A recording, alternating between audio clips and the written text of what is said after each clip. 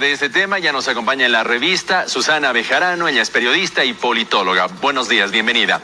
El presidente Luis Arce llega a su segundo año de gestión en medio del conflicto por el censo.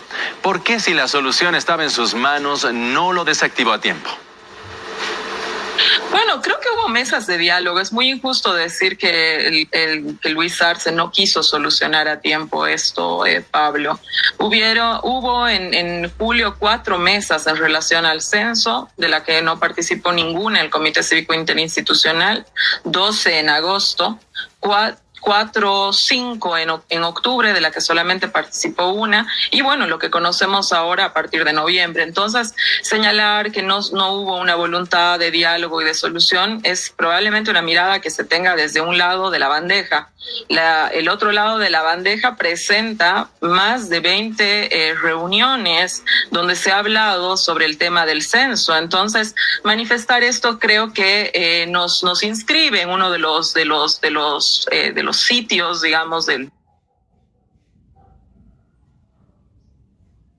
conflicto, y lo oportuno sería hacer un análisis más bien un poco más de fondo de los 2 años de gestión. Este segundo año lo encuentra además con una división en su partido, en que un sector habla de cortinas de humo para encubrir corrupción y narcotráfico. ¿Podrá Arce arreglar su relación con Evo Morales? Bueno, yo creo que el gobierno de Arce nace en una serie de complejidades. Primero, nace, como tú sabes, en un momento de polarización política que hasta el momento no se ha ido, y que todos los días ahondamos en esa polarización política desde todos los lugares, incluidos los medios de comunicación. Luego nace con un problema de crisis económica, es decir, ese año había sido el de la pandemia, un año que realmente Bolivia no había crecido, sino decrecido, ¿no? Todo eso lo recordamos. Y por supuesto también nace en una serie de complejidades dentro de su propio partido. En la historia desde el 2005, pero nos remitamos desde el 2002 del MAS, es la primera vez que no hay un candidato distinto a Evo Morales, ¿no? Desde la historia del 2005 a la fecha, un presidente distinto del MAS, evidentemente eso iba a generar tensiones, ¿no? Es decir, son tensiones que naturalmente yo creo que se generan porque evidentemente hubo movimientos políticos dentro del instrumento político del MAS. Ahora, yo hay una cosa que veo muy clara. En todas las reuniones entre Luis Arce y Evo Morales, esas reuniones siempre concluyen en algo, que lo principal es la fuerza política, que lo principal es el proceso de cambio, que lo principal es estar unidos a pesar de las diferencias que evidentemente no se las puede esconder de ninguna manera, mucho menos ahora con lo que está pasando en la Asamblea Legislativa, ¿no es cierto?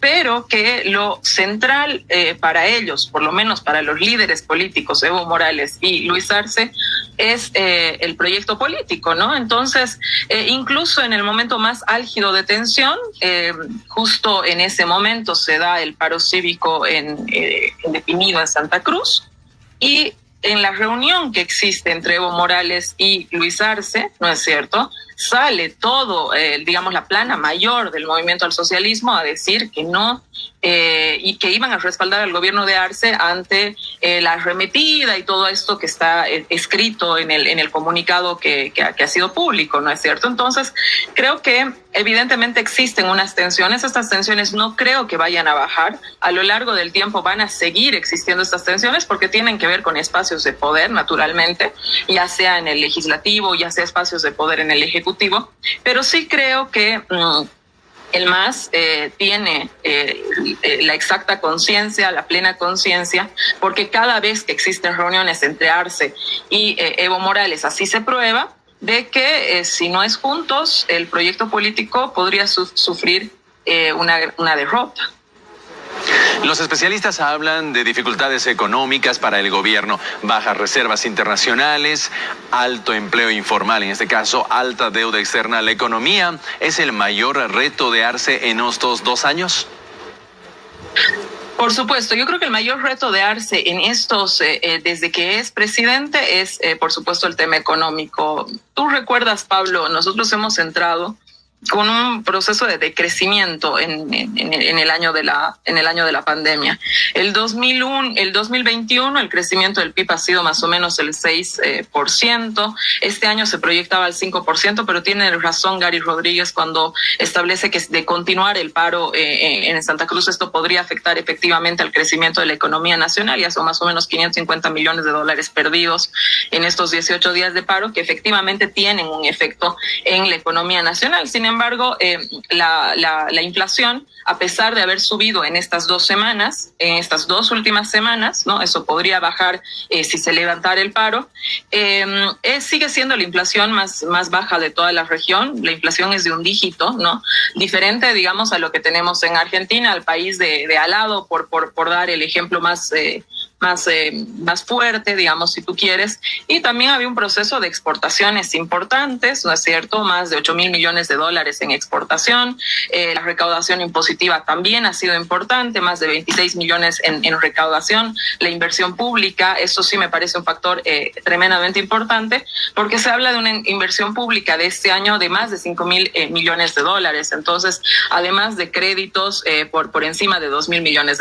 Ahora, todo esto, evidentemente, puede complejizarse a partir de un paro, porque las exportaciones y todo aquello está ligado a todo esto. Pero yo creo que Arce ha tenido, digamos, decisiones económicas interesantes, ¿no? Lo que ha llevado a la economía nacional a no situarse, digamos, en cómo están las otras economías de la región y tener más o menos, digamos, un crecimiento que de pronto el 2020 la gente esperaba que el crecimiento sea mucho mayor, pero ha habido un crecimiento importante de la economía que le ha permitido al ciudadano estar tranquilo. Te voy a poner un ejemplo y con esto cierro. La construcción.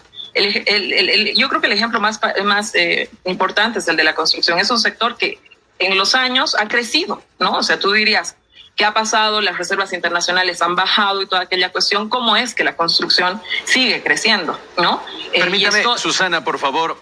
En minutos más, el presidente Arce dará un mensaje a la nación. ¿Qué espera de este discurso? La construcción, Pablo, está ligado precisamente a la confianza del boliviano, porque la gente se presta créditos en boliviano, la gente construye en bolivianos, la explicación está ligada a eso. Entonces ahí explica nuevamente que hay ciertas medidas económicas que están bien tomadas.